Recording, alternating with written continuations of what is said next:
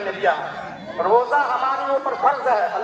اللہ تبارک و تعالیٰ فرماتا ہے یا ایھا الذین آمنوا کتب علیکم الصیام کما کتب علی الذین من قبلکم لعلکم تتقون. یہ ایمان والو جو لوگ اللہ اور اس کے رسول کے اوپر ایمان لائے ہو, تمہارے اوپر روزہ کو فرض کر دیا گیا ہے, واجب کر دیا گیا ہے.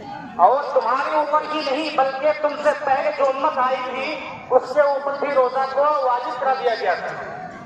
میرے بھائیوں, اللہ کے رسول صلی اللہ علیہ وسلم فرماتا ہے کہ من صام رمضان ایمانا و احتسابا غفر له ما تقدم من ذنبه, کہ جو شخص رمضان کا روزہ رکھتا ہے, شخص اللہ کے نبی نے رکھی کہ رمضان کا روزہ رکھے کیسے, ثواب کی نیت سے, ایمان کی حالت میں, اجر و ثواب کی نیت سے, تو اللہ کے رسول فرماتے ہیں کہ غفر له ما تقدم من ذنبه, تو اس کے پچھلے گناہوں کو معاف فرما دیا جائے, معاف فرما دیتا ہے.